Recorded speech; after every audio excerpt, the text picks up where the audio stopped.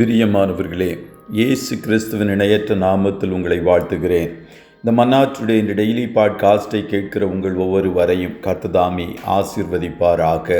2 Samuel 8வது அதிகாரம் 6வது வசனம் இப்படியாய் கூறுகிறது. தமஸ்கு அடுத்த சீரியாவிலே தானியங்களை வைத்தான். சீரியர் தாவீதை சேவித்து அவனுக்கு கப்பம் கட்டினார்கள். தாவீது போன இடத்திலெல்லாம் கர்த்தர் அவனை காப்பாற்றினார் என்பதாக. கர்த்தர் தாவீதை காப்பாற்றினார். த லார்ட் பிரிசர்வ் டேவிட் என்ற தலைப்பின் கீழ் இன்றைய மன்னாவை தியானிக்கப் போகிறோம். தாவீது ஒரு யுத்த புருஷன். யூத பாரம்பரியங்கள் அவன் சுமார் 66 யுத்தங்களை செய்தான் என்று சற்று மிகைப்படுத்தி கூறினாலும் வேதத்தின்படி அவன் அநேக யுத்தங்களை செய்தான் என்பதை புரிந்து கொள்ள முடிகிறது. ஒரு யுத்தத்தில் கூட அவன் தோற்கவில்லை. கோலியாத்தோடு அவன் துவங்கின யுத்தத்திலிருந்து அவனும் அவனுடைய இராணுவமும் செய்த எல்லா யுத்தங்களிலும் அவன் ஜெயிக்கிறவனாய் காணப்பட்டான். சவுலின் குடும்பத்திற்கும் தாவீதின் குடும்பத்திற்கும் நெடுநாள் யுத்தம் நடந்தது. தாவீது வர பலத்தான், சவுலின் குடும்பத்தாரோ வர பலவீனப்பட்டு போனார்கள் என்று 2 சாமுவேல் 3:1 கூறுகிறது. அதற்கு காரணம் சேனைகளின் கர்த்தர் அவனோடு இருந்து அவனை காப்பாற்றினார். வல்லரசு நாடாய் காணப்படுகிற அமெரிக்கா கூட வியட்நாம் யுத்தத்தில் தோற்று போனது. ஆகையால் கர்த்தர் உடனிராவிட்டால் எல்லா யுத்தங்களையும் ஜெயிப்பது கூடாத காரியம். கர்த்தருடைய பிள்ளைகளே, வாழ்க்கை என்பது ஒவ்வொரு நாளும் ஒரு யுத்த களத்தில் நிற்பதை போன்றதாய் காணப்படுகிறது. யோசுவா 31 ராஜாக்களை மேற்கொண்டு கானானை இஸ்ரவேல் ஜனங்களுக்காக பங்கிட்டான் என்பதைப் போல நாமும் ஒவ்வொரு நாளும் சத்துருவை மேற்கொள்ள வேண்டும் என்பதற்கு அது ஒப்புமையாக காணப்படுகிறது. காணக்கூடாத வல்லமைகள் நமக்கு விரோதமாய் யுத்தம் செய்கிறது. சத்துருவால் ஏவப்பட்ட ஜனங்கள் நமக்கு விரோதமாய் யுத்தம் பண்ணுவார்கள். மறைவான கண்ணிகள் நமக்கு முன்பாக வைக்கப்படுகிறது. ஆகையால் தான் எபேசு சபை விசுவாசிகளுக்கு பவுல் சிறைச்சாலையிலிருந்து எழுதும்போது, என் சகோதரரே, கர்த்தரிலும் அவருடைய சத்துவத்தின் வல்லமையிலும் பலப்படுங்கள்.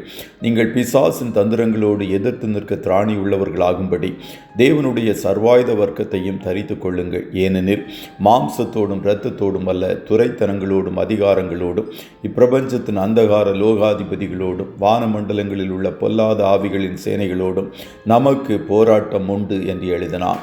தேவனுடைய சர்வாயுத வர்க்கங்களை நாம் தரித்தவர்களாகவும் எடுத்தவர்களாகவும் காணப்படும் போது இராணுவங்களின் தேவன் நமக்கு ஜெயத்தை கட்டளையிடுவார்.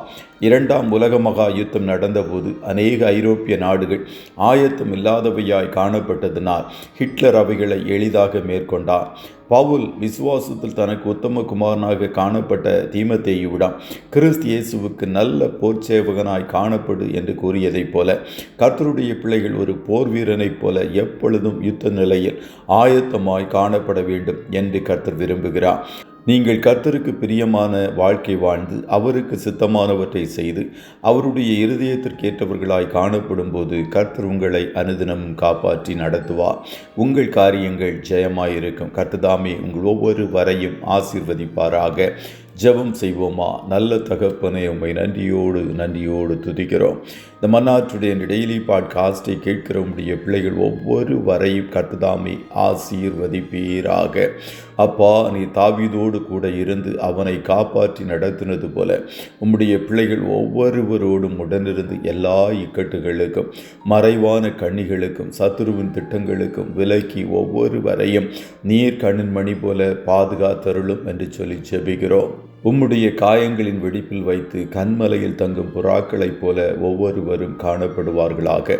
இன்றைய தினம் உம்முடைய பிள்ளைகள் கையிடுகிற வேலைகளை ஆசீர்வதியும், போக்கிலும் வரத்திலும் உடனிரும். கையிடுகிற வேலைகளில் காரிய சித்தியை கட்டளையிடும். ஆட்டுக்குட்டியானவருடைய இரத்தத்தின் பாதுகாப்பிற்குள்ளாய் ஒவ்வொருவரையும் கொடுத்து இயேசுவின் நாமத்தில் வாழ்த்தி ஜெபிக்கிறோம் நல்ல பிதாவே. ஆமென்.